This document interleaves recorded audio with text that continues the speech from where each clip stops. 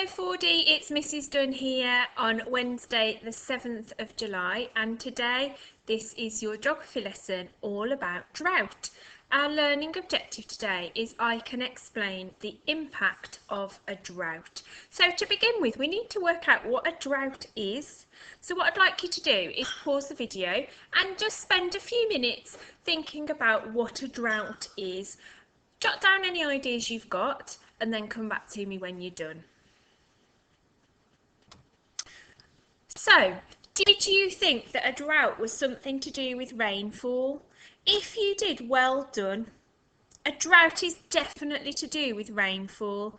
However, it's not meaning that there is no rain at all. So there may still be some precipitation, but actually it's to do with when there is less rain than expected. So those important meteorologists who are looking at weather and tracking climate, they expected there to be more rain. And it's not something that happens over a very short period of time. We're not talking about a week or a day. Actually, a drought happens over months or even years. And if we think about Africa and East Africa, it doesn't have a big enough water supply to cope with this lack of rainfall. Okay?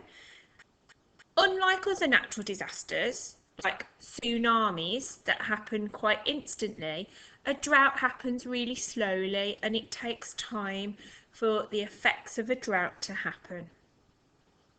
So I wonder how these droughts are caused.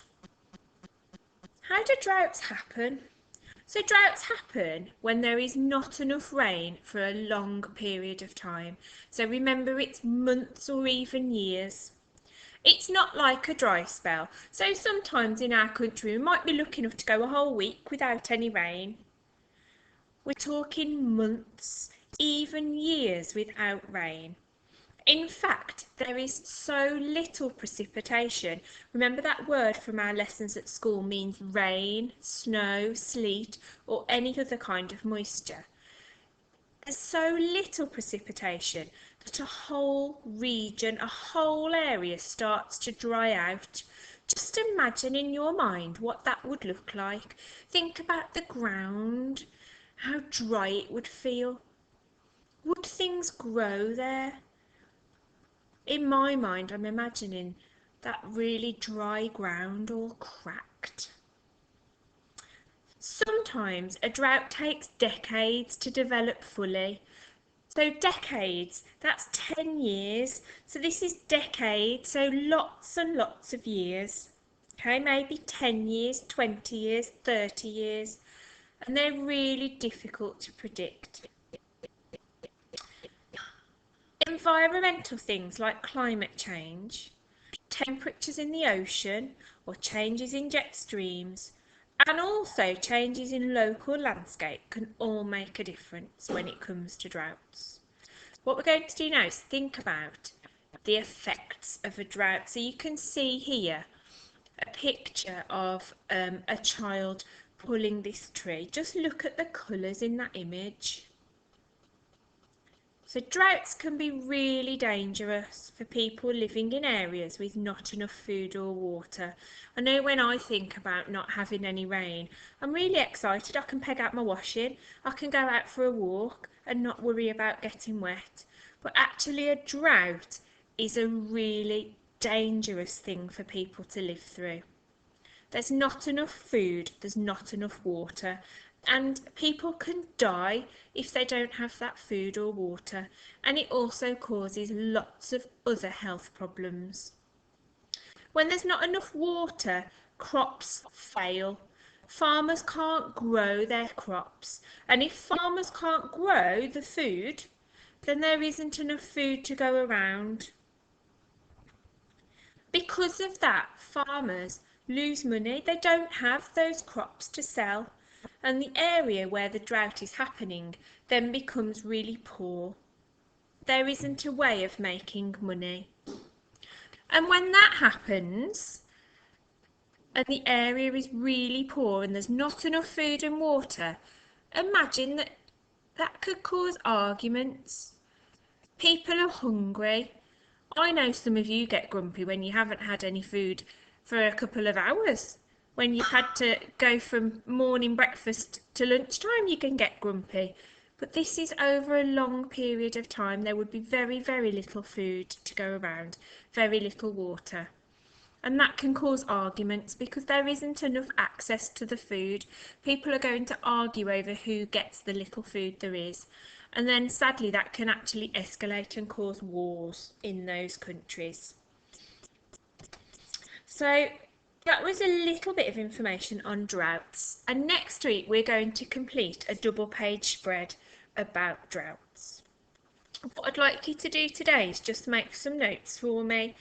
So normally when I share information with you at school, I would then write some notes on the flip chart that would help you to do your double page spread. You're going to do those notes for yourself today. So you might need to rewind the video, you might need to do some extra research online. So the three headings and the three questions that I'd like you to make notes on are: what is a drought? Why do droughts happen? And what are the effects of drought? Okay. So that's your first task this afternoon, is just to make some notes on those three headings. If you want to do some extra research online, that would be fantastic. You're more than welcome to do that. And need to keep these notes really safe for me. Okay. When you've done that, what I'd like you to do is to think about in more detail some of the effects of drought. Okay. What I'd like you to do after you've done task 1, where you're writing your notes, is I'd like you to think about the effects that I've put on the board. So we've got spread of disease, food costs more, increased chance of wildfire, so that's when it's so hot that fires start.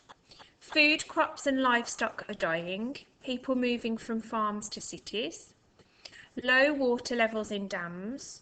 Soil becomes poor quality, so then it's harder to grow things. Farming equipment sales go down. Farmers lose money. There's not enough food and water for animals. Farmer feels worried and unhappy, and wildlife habitats are destroyed. So what I'd like you to do is to think about those effects. They are all effects of drought. I'm not trying to catch you out. But what I'd like you to do is think about the direct effects and the indirect effects. Okay, so some of these things happen as a direct effect of the drought, of the lack of rainfall, okay, or the fact there is less rainfall than expected. And because of that, there's then another effect, okay? So what you're going to do is either print out these and cut and stick them into the table, or you can copy them and write them into the table. Okay, I don't mind which you do, but I want you to sort them into direct effects of drought and indirect. So if we think about not enough food and water for animals, okay, if we think about that, not enough food and water for animals, is that going to be a direct effect or an indirect effect? Have a little think. Where would that go? So if there isn't enough food and water for animals, the food crops and the livestock are going to die. Okay, so there's not enough food and water for animals, so I'm going to put that over here.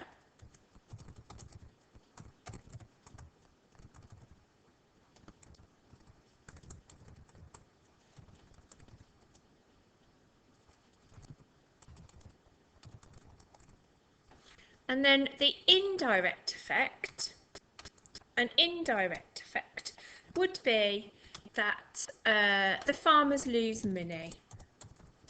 Okay, and this side doesn't have to relate to this side at all, can be absolutely fine.